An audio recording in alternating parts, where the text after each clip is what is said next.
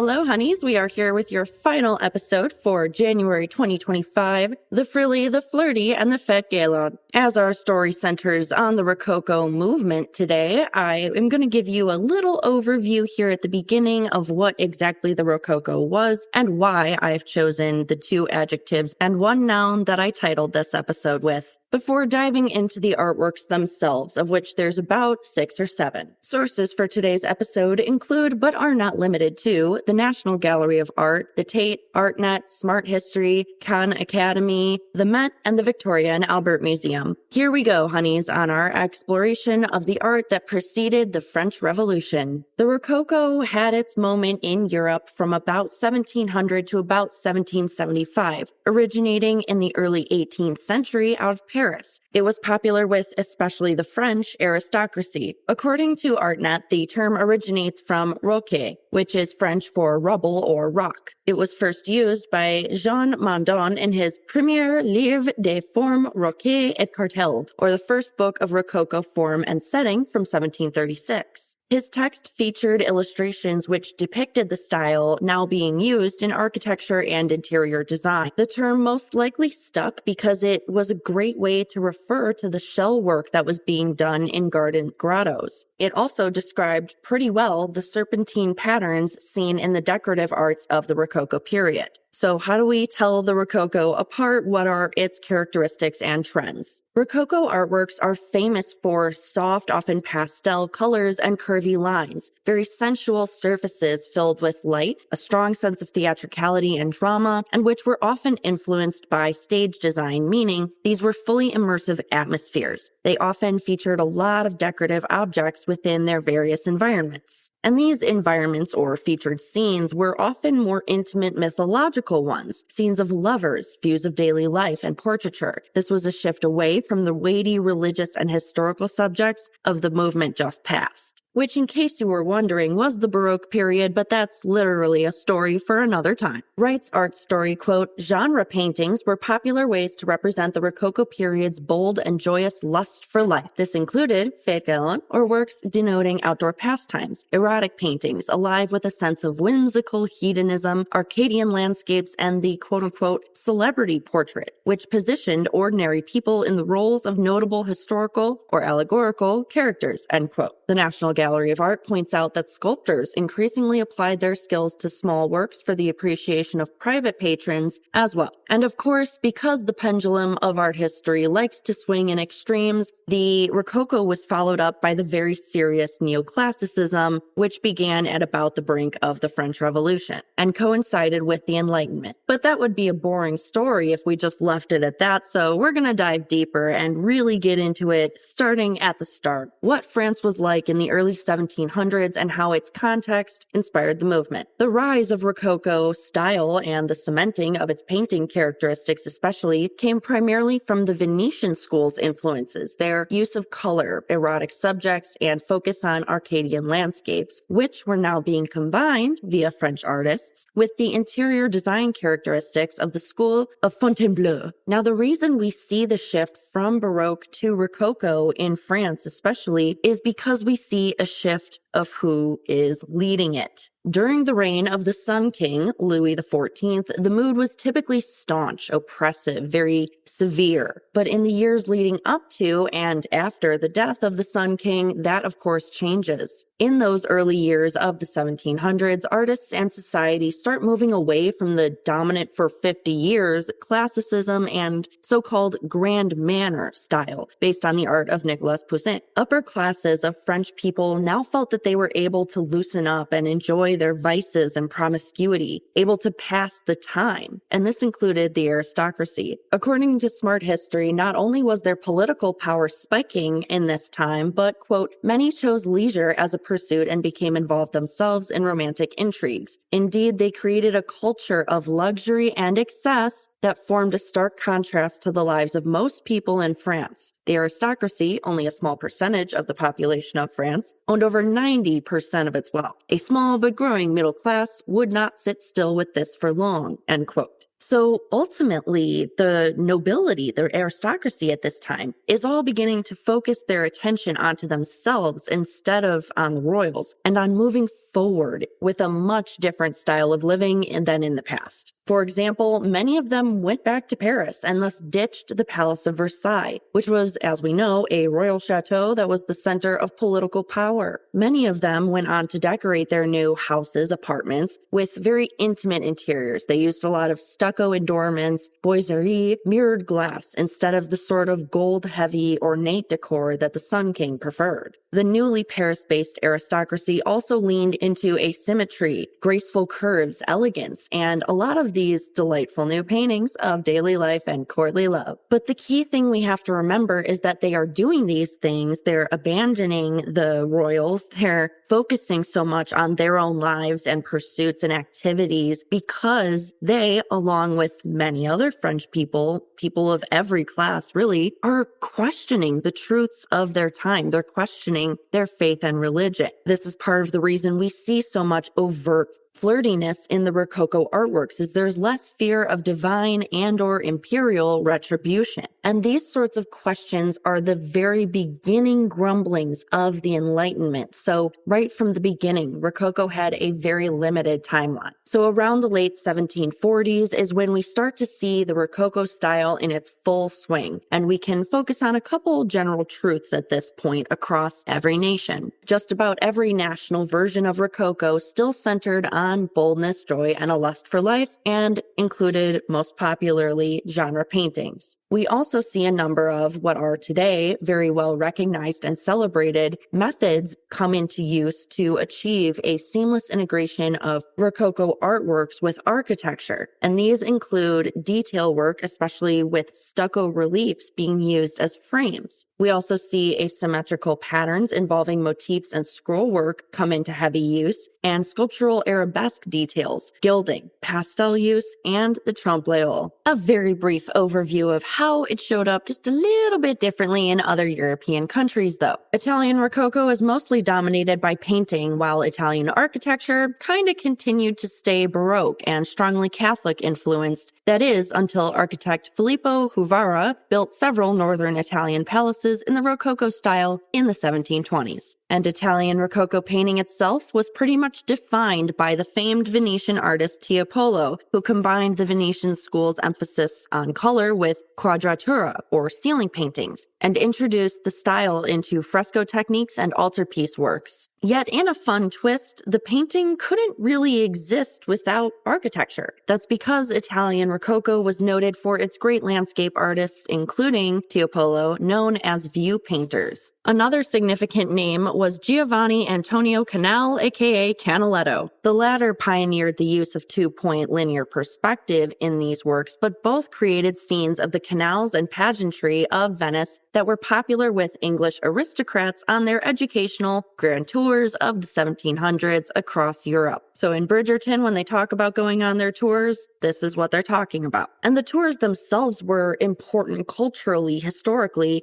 because they launched a kind of aristocratic tourism and the idea that Venice had a hedonistic carnival atmosphere as well as picturesque views. This encouraged a lot of young aristocrats of all nations to become art collectors and patrons, which boosted the entire European arts market. Another important name from the Italian Rococo, Rosalba Carriera. She pioneered the use of pastels, previously only employed for preparatory drawings, as a medium for painting within especially Italian Rococo, and developed new chalk binding techniques to create a wider range of strokes and prepared colors. Her 1720 through 21 portrait of Louis XV as Dauphin established, really, the new style of Rococo portraiture, emphasizing the sort of decorative effects that it would become known for. German Rococo was a little more simple. According to Art Story, it, quote, expressed itself exuberantly and primarily in architectural masterpieces and interior design, as well as the applied arts, unquote. Two distinguishing elements of the German Rococo were super detailed floral or organic shapes, often asymmetric S or C-shaped curves, as well as the use of vibrant pastel colors.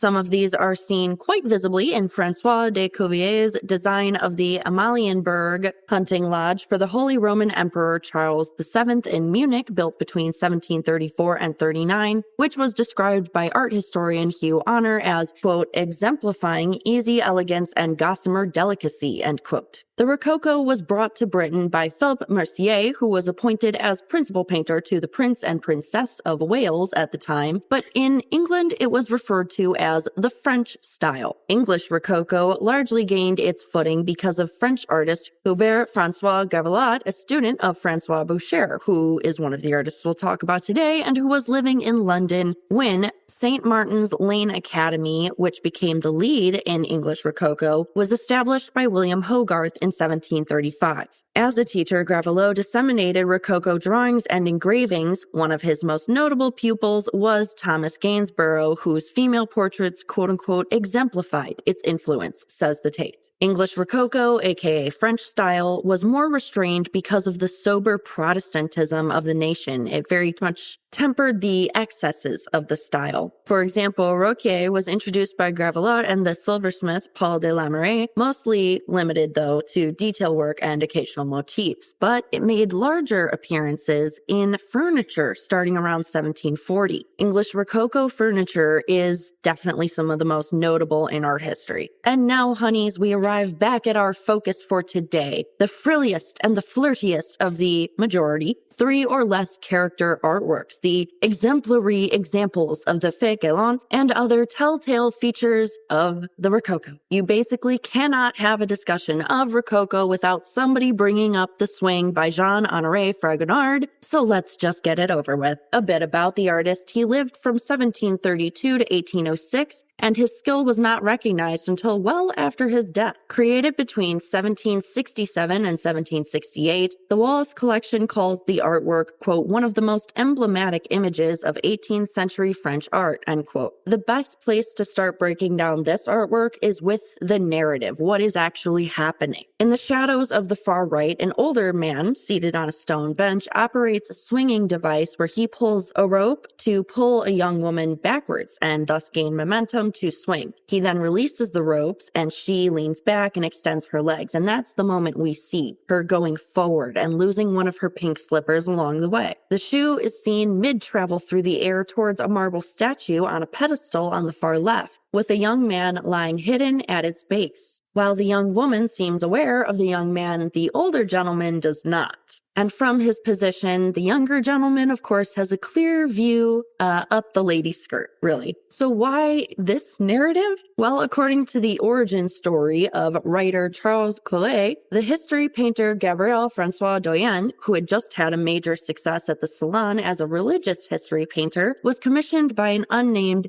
gentleman of the court late in 1767 to paint his young mistress on a swing, pushed by a bishop and with the gentleman himself admiring her legs from below. Doyen refused and suggested Fragonard, who at that time was aiming to switch gears from being a history painter who worked a lot with royal commissions to one of cabinet pictures, due in part to his purported problems with, let's say, payments from the Royal Arts Administration. So there's its first bit of art historical importance. It marked the relaunch of Fragonard's career with either erotic or highly advanced old master reference-laden paintings for a much smaller and well-informed circle. This move was highly successful. The origin story is also important because the change of artist had effects on its end results. Fragonard decided to go with a Rococo style for this scene, even though he was practiced in the techniques of other movements, because he wanted to create an association between Rococo and erotic scenes. He wanted to make it the idiom for them. And so he changed the contents. The older man, for example, is no longer a priest,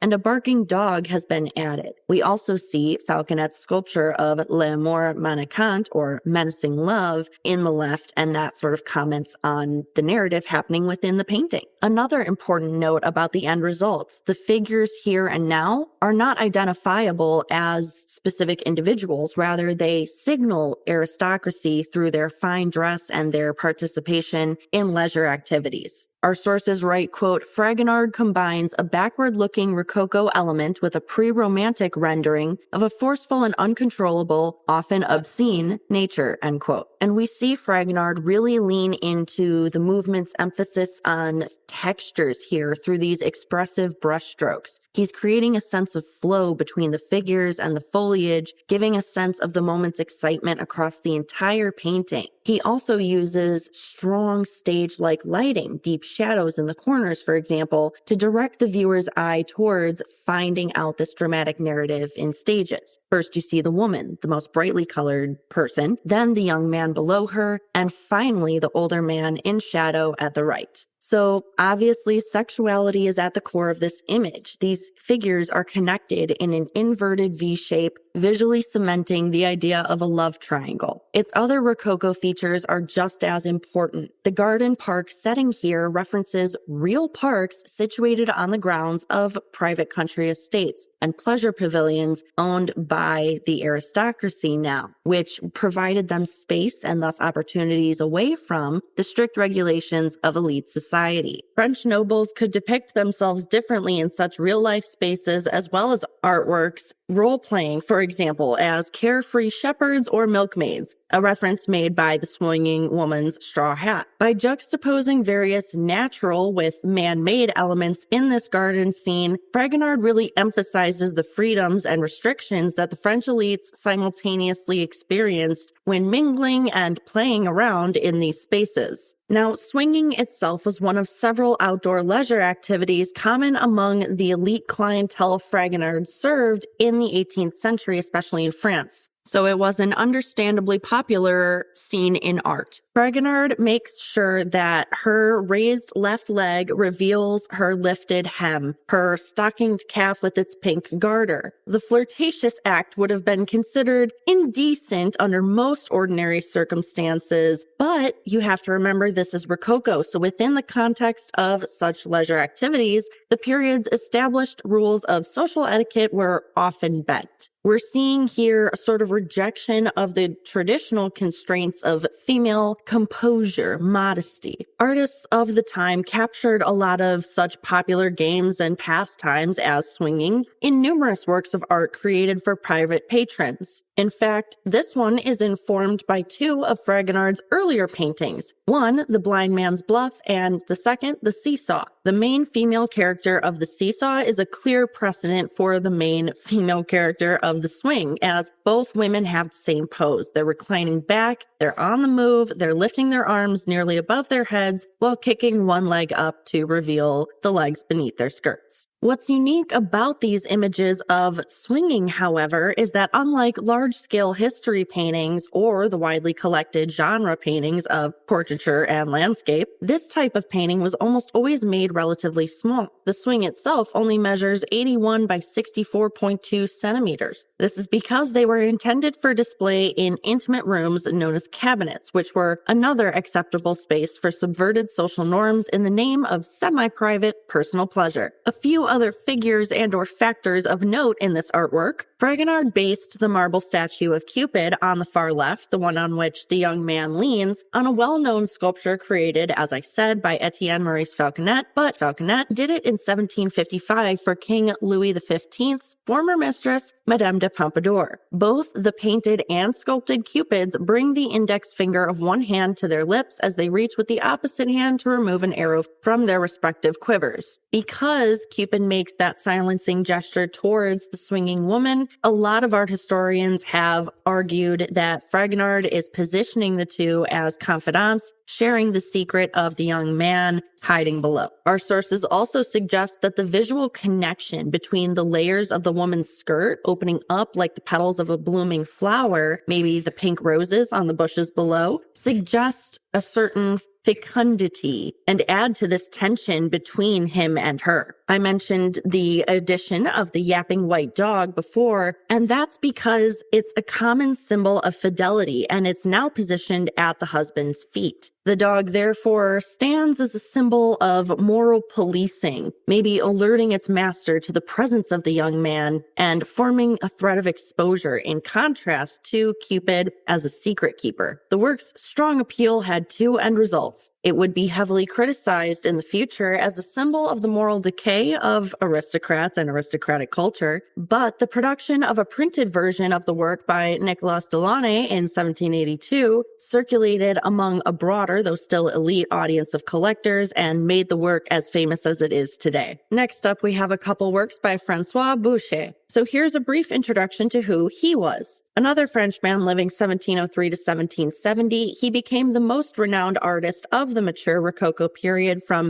1730 until about the 1760s as a result of his mastery of the arts and design of the movement and his royal patronage. He was influenced by Rubens and a to-be-featured later in this episode, Watteau. Boucher was noted for his painting that combined aristocratic elegance with erotic treatments of the nude. He was equally influential in decorative arts, theatrical settings, and tapestry designs. And though he was appointed the first painter to the king in 1756, he's most known for his longtime association with the official first mistress of King Louis XV and a noted patron of the arts, Madame de Pompadour, which leads us very nicely into the first artwork of his we are going to examine for today, Portrait of Madame de Pompadour from 1756. This is a full-length portrait that really emphasizes her stylish elegance. She's laying back in a beautiful green silk dress with a pattern of pink roses that goes across the bodice and neckline and has very fancy decor in her room to match. Lots of brocade draperies and a gold cartel clock on the fireplace mantel. The art historian Elise Goodman has suggested that the moment depicted here is meant to encapsulate the new position of luxury that she achieved in 1756, when Pompadour was appointed to be a lady-in-waiting at the court. Because she's the focus of a couple of the portraits today, we'll overview the sitter herself. The Dallas Art Museum writes that Jean Antoinette Poisson, later known as Madame de Pompadour as well as the Queen of Rococo, was the first mistress to King Louis XV of France from 1745 to her death till her death in 1764. She was the most powerful woman in France at her time and even had more influence at court than the king's wife, Queen Marie Leschenka, as his first mistress. Jean Antoinette used her position, power, and access to not only the king's treasury, but also the court to become a lifelong patron to some of France's greatest artists as well as craftsmen. She also supported some of its great thinkers like Denis Diderot and Jean-Jacques Rousseau. She additionally aimed to convince the king to champion the Enlightenment ideas that were starting to become popular within Parisian society. Madame de Pompadour has been described by art critic Suzy Menkes as one of the earliest and most successful self-image makers, end quote. She commissioned portraits, for example, by Boucher and requested to see them while they're in progress so she could maximize her power over how she appeared in them. In fact, Boucher's, quote, flattering and decorative paintings, end quote, of her became an early artistic example of one might call the celebrity tabloid treatment. The artwork displays how Madame de Pompadour loved to design, build, and decorate fabulous homes where she could really showcase her own Rococo style. We see many symbolic details depicting her passions for reading and learning, for example, referenced by the books in her hands, one maybe from her personal library of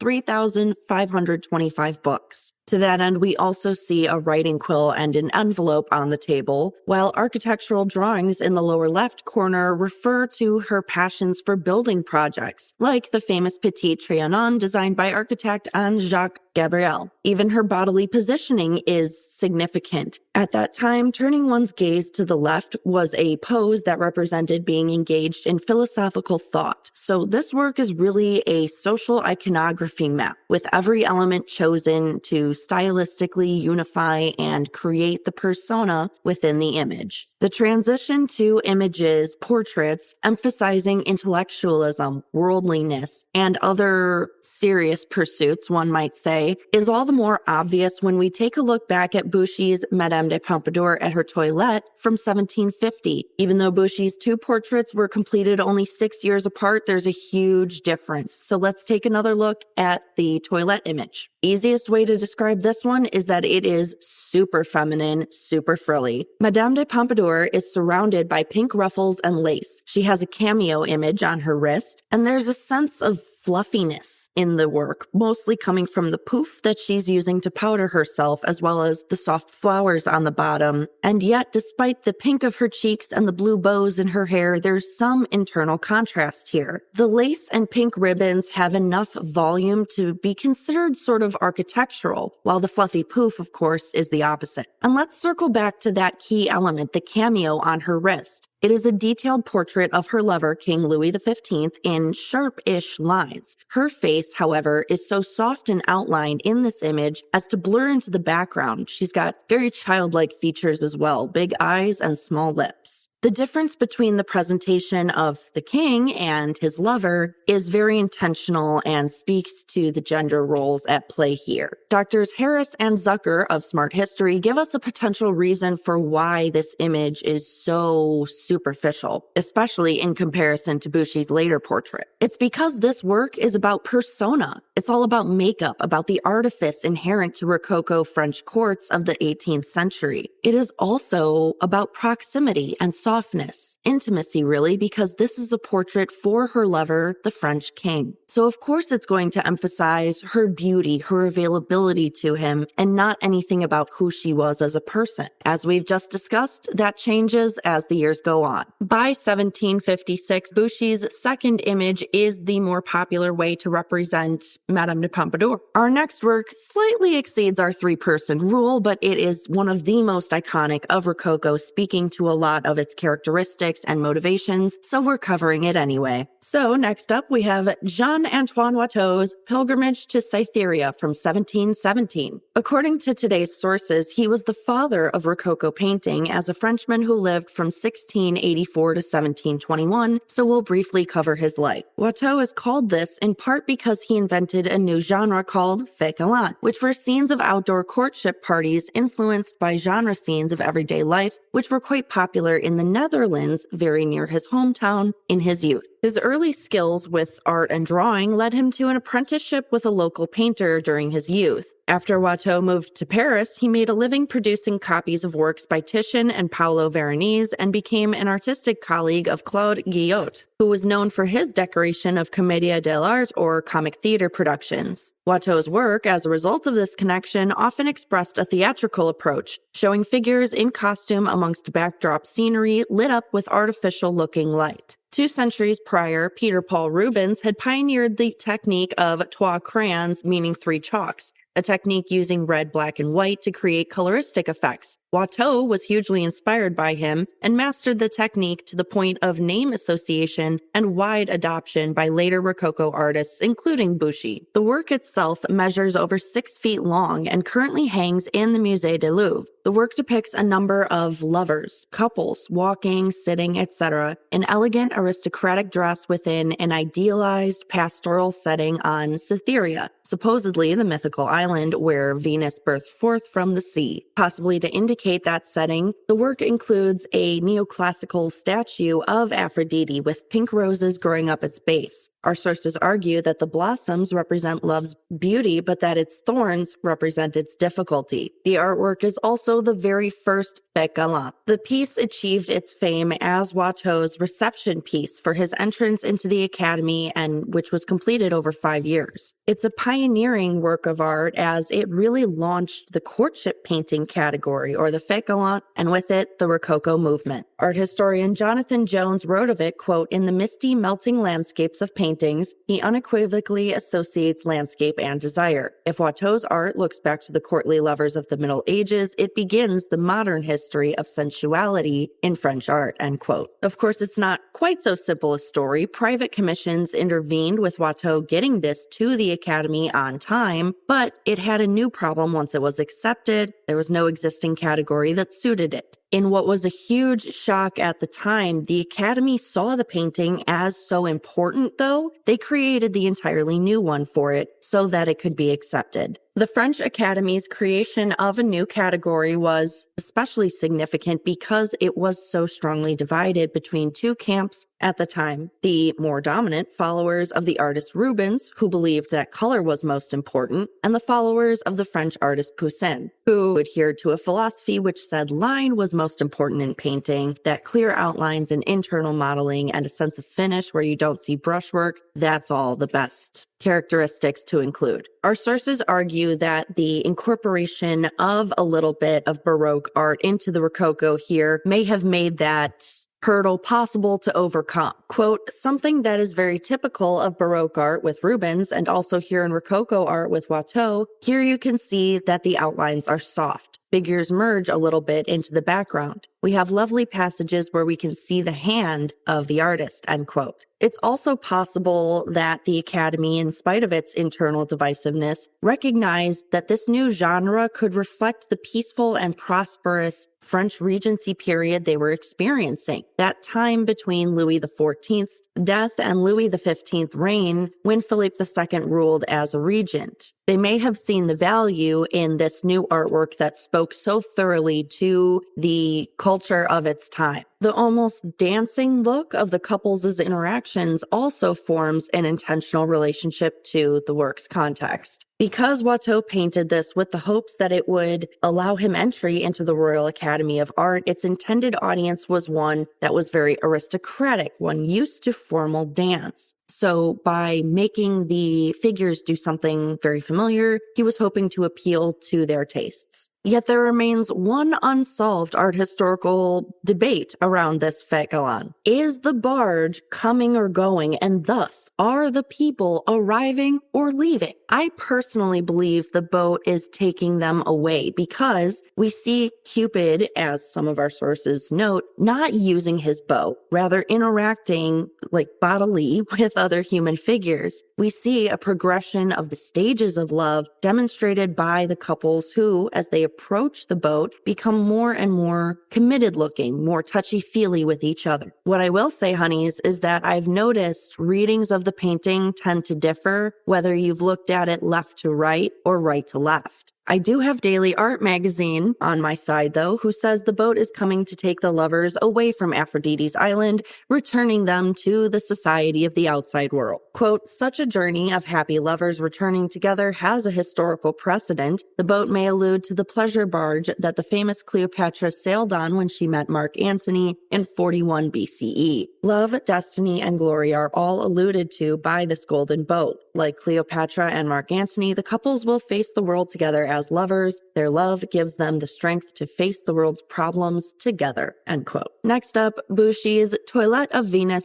1751. The portrait depicts a nude Madame de Pompadour as the figure of Venus with 3 cherubs and 2 white doves sitting on an ornate chaise lounge. She's in a setting, not surprisingly, that just screams luxury. It's very ornate, very detailed, decorative, sumptuous. And her figure itself has been very idealized, looking almost airbrushed in the consistency of the skin. The work is important as another Boucher royal collaboration. Madame de Pompadour commissioned him to paint this work for her private dressing room in the Château de Bellevue as a tribute to her titular role of Venus in La Toilette de Venus, 1750, at Versailles. As the art historian Melissa Lee Hyde wrote, Boucher's portraits often pointed, quote, to an interesting conflation of theatrical performed identities and lived identities, showing a passion for what we might call the art of appearance and an understanding of that art as a vehicle for fashioning and representing identity, end quote. What's fascinating to me about this piece, honeys, is that for the most part, her nudity is covered. She's got a sort of shawl draped over her lap, and her arms hide the better part of her breasts. She looks very cutesy, very demurely down and away, with a serene expression and just seems to be living it up in the luxury. This somewhat respectful treatment, maybe because it was commissioned by the sitter herself, is so different from some of his other works, however. I'm thinking here of what many refer to as Boucher's Brown Odalisque of 1742 through 45. Many consider it his most titillating piece, with a main character who seems extremely flirty and inviting as she looks towards the viewer for a response to her prone, nude pose and exposed buttocks. The unfortunate fact, however, the likely reason why, is that she is an odalisque, a Turkish harem girl, aka a fictional figure popular in French and other European imaginations during and after the Orientalist movement, largely taking up the 18th and 19th centuries. Odalisques were trendy because they catered to the sexually repressed European culture, which was excited by the idea of a world that was potentially not afraid to explore sexuality in a different way. As we now know, however, it was based on a lot of racial fetishization. Importantly, the brown odalisque came shortly after Fragonard's swing, though she appears less youthful and playful in tone. Bushi's odalisque is rather explicitly erotic and shows Rococo's famous rich blues and its lush fabrics in a much different way than his later Venus at her toilette does. And next up, honeys, Self-Portrait with Straw Hat by Elizabeth Louise Vigée-Lebrun from 1782. Vigée-Lebrun was prolific and a powerhouse of ambition, determination, and hard work who painted over 660 portraits and 200 landscapes in her lifetime of 1755 through 1842. She was a largely self-taught professional painter to Queen Marie Antoinette and to the leading people of French society in the years just before the Revolution. She was able to blend aristocratic flattery and middle-class virtue in order to make her sitters seem chaste, respectable, but also youthful and attractive. She left France in 1789, fearing for her life, as a well-known favorite of the court, traveling to Italy and later Russia, Austria, and Germany before settling back in France after the Revolution. Now, as for this self-portrait, there's no background except for sky. All the focus is on her. The Dallas Art Museum points out that her dress choices are very important status symbols, as Vigée-Lebrun shows herself in the sort of attire that her clientele would have worn. She wears the height of the day's informal fashions in high-quality materials with her own stylish twists. For example, the artist lets us see her own real hair around her straw hat, though she would have been expected to wear a wig, in keeping with the picture's effect of naturalness. This also lets her play with light and shadow in the composition, the idea of her being a pastoral, normal person, as the Rococo subjects liked to pretend themselves to be. Vigée-Lebrun uses the brightly colored cuffs of her dress to draw attention to the palette and brushes in her hands. And the piece takes a lot of visual cues from Rubens's Portrait of Susanna London, date unknown, which was formerly but incorrectly known as Le Chapeau de Paix, or the straw hat. This was true despite the fact that the sitter in that work doesn't wear a straw hat. Our sources for today say that after seeing this work in Antwerp, Lebrun wrote, quote, "It delighted and inspired me to such a degree that I made a portrait of myself at Brussels, striving to obtain the same effects," unquote. Vigée-Lebrun likely added her own straw hat in reference to the work and its mistitling. Yet we can't boil it down to just another version of a different painting. It served its own impact on art history, as an earlier version of the self-portrait made a very big stir in the Salon de Correspondance in Paris in 1782. Vigée-Lebrun wrote in her memoirs that it played a major role in securing her election to the Académie Royale de Peinture and de Sculpture the next year. All of the artwork's high-class implications are very intentional. Vigée-Lebrun wants to appear to us as a courtly lady and as a widely skilled professional artist. Here she has surpassed her destined middle-class rank by middle-class birth by becoming one of many sort of signs of a new reality, that plenty of middle-class professionals were infiltrating the guarded ranks of the aristocracy through salons, patronage, other routes. The artwork also hammers home her status as an artist at a time when men were pretty much the only artists. Until about the start of the 19th century, the Académie Royale had only accepted 4 women,